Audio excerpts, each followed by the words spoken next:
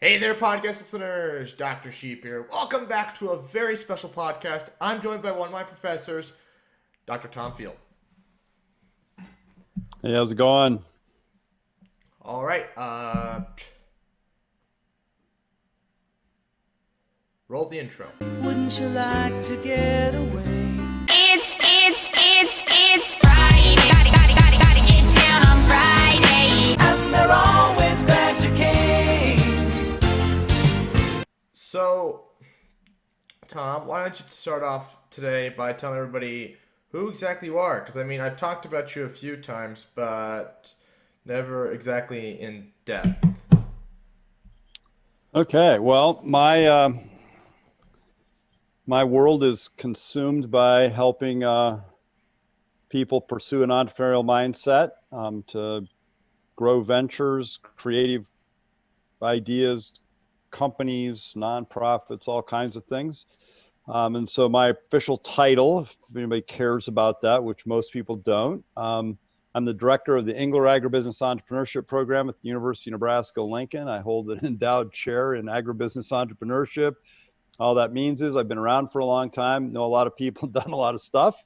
But my role at UNL is literally to help people pursue their purpose through entrepreneurship. And that's what we try to do every single day. And we find there's a ton of value in handing over the ability to write the script for your own life to people, and that they find a lot of value in that. So, how'd you come across being in such a unique job position? It's not every day that you have somebody teaching entrepreneurship. Well, so I suppose it's a long and very convoluted path. We got I grew up 45 in a very minutes, entrepreneurial family, so that's where it all starts. It goes back all of my grandparents, my parents, all pretty entrepreneurial. Some very entrepreneurial aunts and uncles, and I think that had a huge role in sort of developing my perspective for things. The Engler program really is a tribute to the vision of Paul Engler, a native Nebraskan who created an extraordinary company in Texas, and over time, as the success of that company grew, he started a foundation, and eventually, as part of that foundation work, decided to give money back to the university. And so by endowing the program, by creating a really significant gift, Paul just laid the framework around which we could work. I was not actually looking for a new position when I was approached by this by the University of Nebraska, and it was an interesting process because not only did I have to really interview with the university, I also needed to make sure that I could be aligned with and represent Paul in the right way. And so I've worked with, I probably am one of those people who would be described as a terrier with a can of tennis balls. I've done lots of different things. I usually have 3 or 4 things going at once. I've had success in business, had success in academia. I've also had failure in all those things, which is probably equally important. And I really like working with undergraduate students. And so when this thing came along, it was a chance to build something. That was a big deal, chance to work with undergraduates, to try to make a difference in the world and to leverage not only what I knew, but more importantly, this big network I've accumulated over the years to help people out. So it's been a great 8 years, and enjoyed every second of it. Now, are these everything you're telling me? This isn't rehearsed, is it? You're not reading a script there. Nope, that's just me. I also have a background in radio and TV. Just, I don't know if you do that, but I did not. I've done a fair bit of work in both those arenas, and so I've spent a lot of time in my first role in that. I was referred to as cheap filler when it was a slow news day put him on. He can, and we'll just let him ramble. So, What exactly did you do? I've never heard of this, and I don't know if a lot of people actually have. well, so that whole thing's got a whole nother story. So I started out way back when as a high school student. I got involved in speech and debate, and had a great experience in that. I had a lot of fun with it. Um, Actually had enough fun with it, I guess, that I went to college on a performing arts scholarship. Um, my best friend as a kid, or one of my best friends as a kid, was the news host for the local radio station from about age 15 on. And so I used to go in and hang out with Dan at KGUC in Gunnison, Colorado, and it'd get boring. And so he would just say, "Hey, we're gonna have a little chat." And so I became the color guy for the for that, and we just had a blast. And then I've wandered off into a lot of that sort of media space just through what I've done professionally. And then when I worked for a national trade association, we had a weekly TV show, and part of my role was to be involved in that. So anyway, but as we all know, I turned out to be a face made for radio, really not TV. Now, you mentioned you were in speech, and I was in speech, and believe it or not, I did entertainment. I don't know if the whole world can believe that. What did you do? What kind of speech did you write? So I started out in debate, and there were two really, really smart girls in our high school who were like the best debaters that ever walked. And so I was the heavy for one of them, and had a lot of fun with that. And then I also did extemp, and then I also did drama interpretation, which was fun to do, and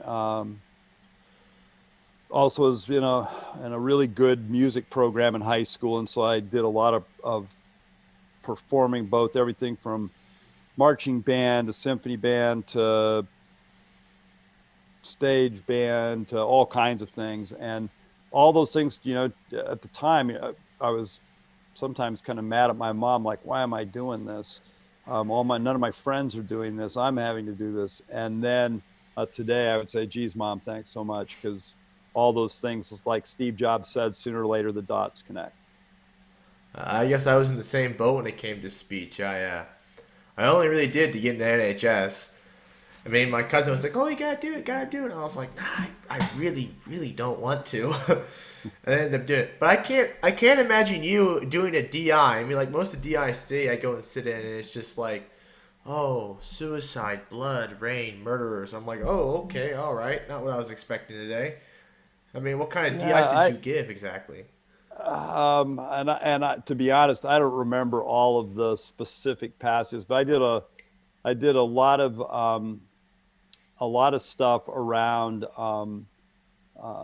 sort of rural life and interactions between cultures in the American West, and so I tried to sort of play in that role. Our coach, she was pretty good at finding material that matched up with your interests and your background, so that you could actually bring your own experience to that. And so it was quite a bit of fun. So it tended to be sort of Western history related kind of work. Right, I can't see you doing the depressed ones and all the drug addiction ones. It doesn't seem like you. No, I would have had a hard time carrying off the darker side of things. Stephen King would never have thought me as a good sidekick. maybe a good guy to go drink a beer with to cheer him up, but Did you ever cry in one of them? I guess if they were all cheerful. yeah, I was able to pull that off. Wow. There was one where, and I've got to go back and figure out exactly what, but the scene was this young Native American comes back to the scene of a decimation of his people, and it's this sort of soliloquy of of grief that was driven by, a great injustice. And so that one was, it was easy to get emotionally caught up in that one because it was a real, you could really tie into it because it seemed so real, and it had been a part of the American West that I had known. So, but we also, the best part of it is being around a bunch of creative people. That was what I did. Probably didn't matter at all because I was not the most gifted person in any of the levels, high school or at university. But I was surrounded by really, really talented people, and that was a lot of fun. Now, I was gonna make a joke here about how you went from crying in a DI to giving an extemp, and all the jokes of the extempers was they're robots. Now I'm trying to think what year you went to high school. I was gonna make a joke about the president, but I don't remember what year you went to high school. So I was like, well, there goes that joke. Yeah, so I was so let's see, I was in the right to the tail end of the Vietnam era. So I was a 1975 high school graduate. So Oh dang it! I was like I was tail in end 1960. Oh, we're talking 1969. You got Nixon in there. I can make all the jokes in the world well, yeah. now. So I was sort of walked the walk with Nixon and Ford, and yeah, it was an interesting time. Yeah, and of course, uh, what I liked about extemp is you could have fun connecting things to a topic that nobody was expecting. So I was not very successful as an extemp speaker because I was usually messing around with it and having fun. Yeah, that I guess that would have been what the 70s in extemp. That would have been a fun time talking about gas prices, inflation, and Ford's whip inflation pins. Oh yeah, it was all about and the fuel crisis, and and there was a little bit in there around around some global issues predominantly related to the conflict in Southeast Asia, but um,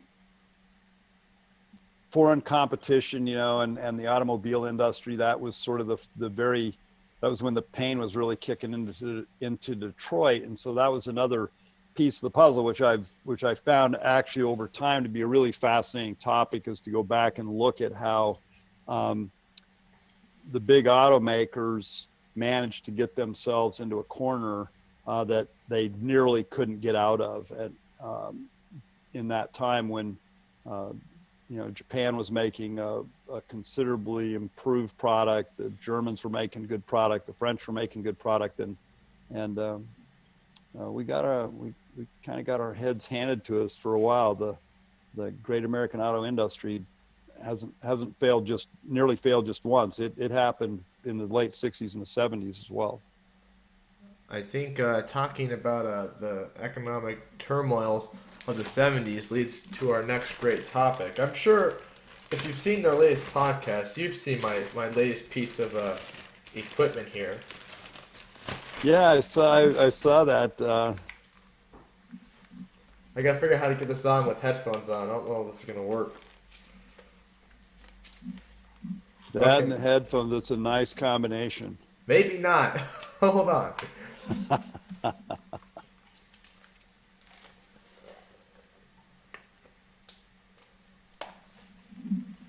One of the greatest investments I've ever made, I gotta tell you what.